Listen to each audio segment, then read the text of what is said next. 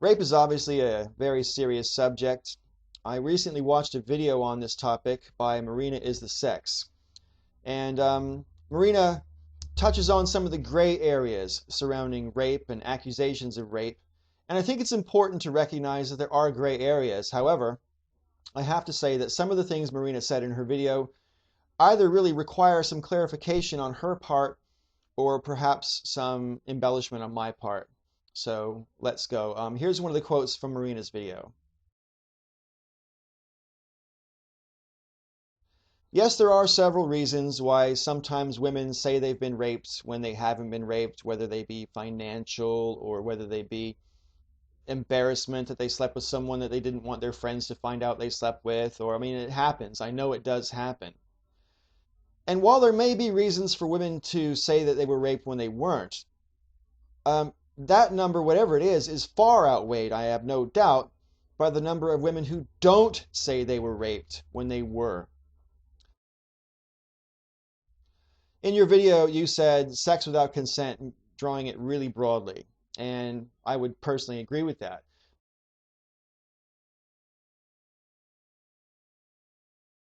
There's all sorts of gray area when it comes to sex without consent. For example,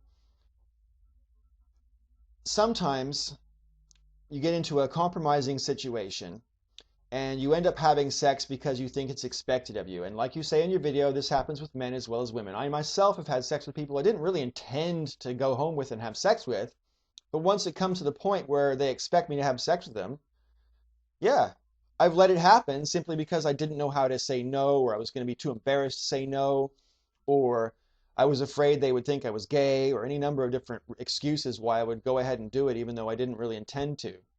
So I know if I've been a guy and I've done those things, that I'm sure girls do the same thing. But here's another thing I'd say about it. I'm acquainted with loads and loads of women who have, they don't call it rape, what's happened to them, but they've basically been forced into sex. Now, what do I mean by that? Well, basically they get to a situation, in a compromising situation, and it's basically made obvious to them that they're about to have sex, and if they try and struggle or say no, the guy's gonna fuck them anyway. So they don't say no and just let it happen. Now, is letting it happen rape when you don't want it to happen? No, it's not rape. It's only rape if you don't consent. If you tell someone not to and they do it anyway, then that is rape. If you are not saying no, but you're also not saying yes, that's one of the famous gray areas that I'm talking about. And quite frankly, I do understand why sometimes women let it happen. Like I say, I've let it happen myself, even though I didn't necessarily mean it to. Another time, people sometimes are in the middle of being raped or being attacked with rape imminent, and people always say, oh, why didn't you just kick him in the balls or whatever? Well, people who say that probably have never been attacked. For one thing, when you're in the middle of being attacked, you're not thinking clearly. You're thinking on the hop. You have the fight or flight reflex. And sometimes people get caught between fight and flight, and they can't think. Their brain sort of short circuits or whatever. And I know several women who I've talked to about this topic quite personally, and they've informed me that they realize if they struggled, he's only going to try that much harder, and he might actually hurt them or even try to kill them.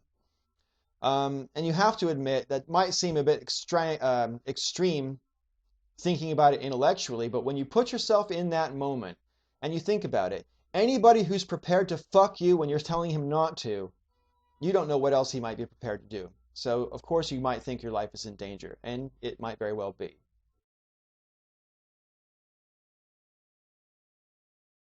There is no imperative that says you have to fuck just because you're drunk. You can be fooling around with somebody, but no is still no. I'll give you an example. In '93, I was living in Southampton, and there was a case going through two university students, and the girl had accused the fellow of raping her. Now, here's the situation in a nutshell. They went home after clubbing. She told him she wasn't going to fuck him, but she said, look, I'll suck your dick, but I'm not going to fuck you. She sucked his dick. He wanted to fuck anyway. He forced himself on her and had sex with her. She took him to court for rape, said she consented to oral sex, but not penetrative sex, and the judge found in his favor. I personally think the judge made the wrong call. Just because a woman sucks your dick does not entitle you to stick your dick anywhere else without her permission. So, this is one of those gray areas. Now, I don't personally think it's all that gray. To me, it's open and shut. If someone says no, no means no. It doesn't matter what clothes you're wearing. It doesn't matter how intoxicated you are. It doesn't matter how intoxicated he is. I don't care how drunk a fellow is. He understands the word no. No is one of the first words we learn the definition to when we're babies. So no is pretty straightforward. Don't, no, stop it. All of those things are very easy to understand. You don't even have to necessarily speak the language and you still know what they mean.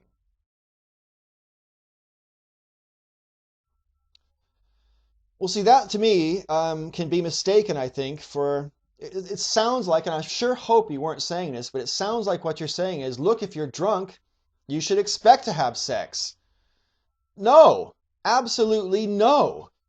Being drunk is not an excuse to have sex any more than it's an excuse to murder someone. You can't murder someone and go, oh, well, I was drunk, so therefore it doesn't matter. Come on, Marina. That's just not an excuse. That is not anywhere near a valid reason to say that it wasn't rape. I mean, frankly, if someone is drunk and forces himself on you, whether you're drunk or not, it's still rape.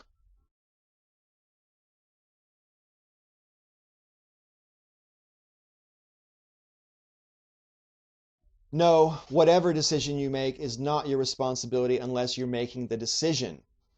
Putting yourself in a compromising position may be high-risk behavior, but it doesn't entitle the perpetrator to say, oh, well, she's put herself in this position, so I'm going to have sex with her because she hasn't got a solid defense.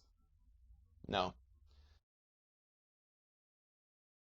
If it's true that 1 in 3 perpetrators are um, intoxicated during rape, that actually means twice as many people who rape women are not intoxicated. Look, if both people were drunk and sex happens, but no one said no, of course it's not rape. Rape happens only and ever when someone is not consenting to the sex. If they actually, not just not consenting, but saying no. See, there's a difference, and this is the gray area. There's a difference between not consenting and saying no. If you don't do anything to stop it, that's not consenting, but it's implied, I suppose, consent. However, if you do try to stop it, struggle to get away, try not to let him take your clothes off, whatever, and he does it anyway, rape. Sorry.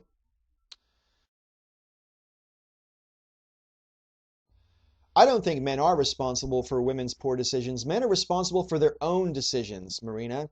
And if a man hears a woman saying no, he should be responsible for his decision and not try to have sex with her. Straightforward and simple. I agree with you. If you let it happen, but then regret it afterwards, that is definitely not rape.